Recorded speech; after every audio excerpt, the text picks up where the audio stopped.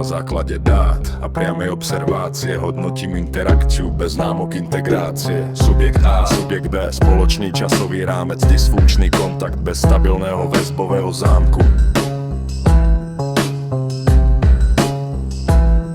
Subjekt A, rigidita v geste aj v reči, afekt je tlmený, kontrola všetko zväčší, mimika redukovaná, výraz zostáva plochý, verbálny obsah presný, no emočne hluchý. Kognitívna disonancia, rozpor v každej vete, čo hovorí na vonok neplatí v jeho svete. Subjekt B, hypervigilancia, sken priestoru v hlave, reakcie prichádzajú skôr než dôjde k vedomej správe. Simulácia blízkosti bez reálneho spojenia, dva paralelné systémy bez naladenia. Plak v hrudi nie je láska, je to naučený vzorec, čo sa snaží opraviť ďalší nefunkčný proces.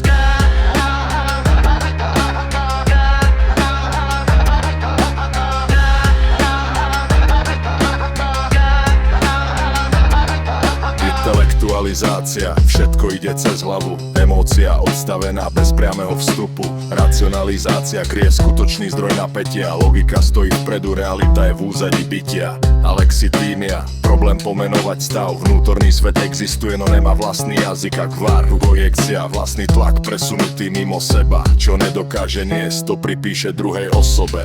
Somatizácia, telo nesie mentálnu záťaž, svalové napätie drží dlhodobú stráž.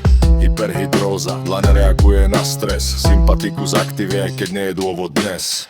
Tachykardia, rytmus srdca mimo normy, organizmus reaguje ako by bol v zóne. Motorický nepokoj, drobné pohyby v rade, pokus o reguláciu v neudržateľnom stave. Subjekt, hyperrealizácia, strata pevného rámca, realita sa rozpadá, vnímanie nemá hranice ani záchytný lám. Katastrofizácia, každý podnet je hrozba, myslenie vytvára scenáre bez dôkazu, bez zdroja. Selektívna percepcia, filter starých schém, vidí len to, čo potvrdzuje vnútorný problém. Ruminácia, cyklus bez riešenia a konca, mysel sa točí dokola bez reálneho východiska. Bivalentná väzba, príťažlivosť aj únik, blízkosť je cieľ, no zároveň rizikový prienik. Vyhýbavý vzorec u subjektu A drží odstup, intimita vnímaná ako potenciálny vstup do konfliktu.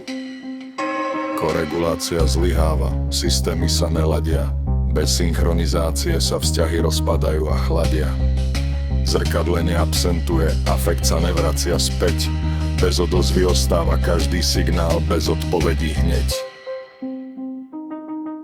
Freeze, reakcia, telo zostáva stáť, bez pohybu, bez odpovede, bez snahy reagovať. Parasympatikus nedokáže odmoniť rovnováhu, organizmus zostáva v napätí bez návratu k prahu. Na základe analýzy konštatujem stav. Subjekt A, porucha regulácie, kontrolný systém ako hlavný jav. Subjekt B, zvýšená reaktivita, únik ako primárna stratégia. Vzťah, nestabilný, reaktívny, bez potenciálu pre integráciu.